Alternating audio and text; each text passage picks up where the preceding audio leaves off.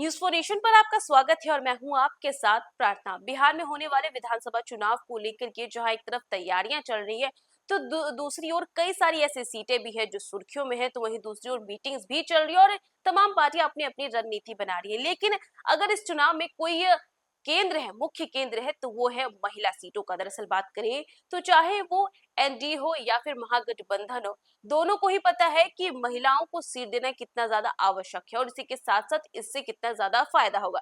तो चलिए आपको भी बताते हैं कि आखिर एनडीए हो या फिर महागठबंधन हो, किसने कितनी सीटें दी है महिलाओं को। बात करें तो आबादी के अनुपात में महिलाओं को भले ही टिकट नहीं मिला हो, लेकिन महागठबंधन की तुलना में एनडीए ने आधी आबादी को अधिक तवज्जो दिया है। बात करें तो एनडीए के 5 घटक दलों ने कुल 34 महिलाओं को चुनावी मैदान में उतारा है।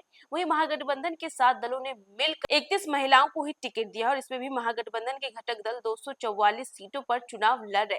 हालांकि संख्या के लिहाज से राजद ने सबसे अधिक 23 महिलाओं को चुनावी मैदान में उतारा है।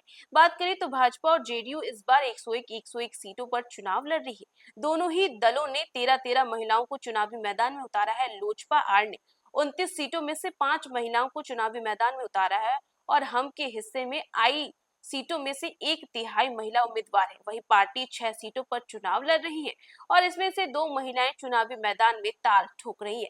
हालांकि दोनों महिलाएं हम के संरक्षण और केंद्रीय मंत्री जीतन राम मांझी के परिवार से हैं।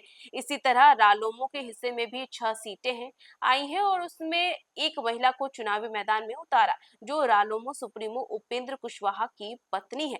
महागठबंधन में राजद ने 24 महिलाओं को टिकट दिया था, लेकिन मोहनिया की प्रत्याशी श्वेता सुमन का नामांकन रद्द होने के कारण पार्टी के सिंबल पर अब 23 महिलाएं ही चुनावी मैदान में डटी हुई हैं। इसी के साथ बात करें तो 61 सीटों पर चुनाव लड़ रही कांग्रेस ने 5 महिलाओं को चुनावी मैदान में उतारा है। 20 सीटों पर चुनाव लड़ रही सीपीआई एमएलए ने एक महिला को दीघा से चुनावी मैदान में उतारा है, तो वहीं भाकपा और माकपा ने किसी महिला को टिकट नहीं दिया।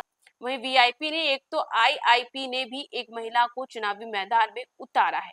और इसी के साथ देखिए बात करें तो जेडीयू में जहां 101 सीटों पर से 13 सीटों पर महिला है, भाजपा में भी 13 सीटों पर महिला है और इसी के साथ साथ बात करें तो हम पार्टी में भी 2 सीटों पर महिला है, रालोमो में 1 सीटों पर महिला है। कुल 243 सीटों में से 34 सीटों पर महिला है और इसी के साथ राजद की बात करें तो 143 में से 23 सीटों पर महिला है। कांग्रेस में 5 सीटों पर महिला है और इसी के साथ बात करें तो सीपीआई-एमएल में 1 सीट पे महिला है, वीआईपी में भी 1 सीट पे महिला है, सीपीआई में कोई महिला को टिकट नहीं दिया गया है। इसी के साथ साथ सीपीआई-आईएम में भी कोई टिकट नहीं दिया गया। वही आईआईपी में एक महिला को टिकट दिया गया है, यानी कि 254 सीटों में से 31 सीटों पर महिला है। इसी के साथ बात करें तो आजादी से लेकर के अब तक हुए तमाम चुनावों में मात्र 285 महिलाएं चुनाव जीत सकी हैं और 1972 के चुनाव में 45 महिलाएं चुनावी मैदान में उतरी, लेकिन कोई जीत नहीं सकी।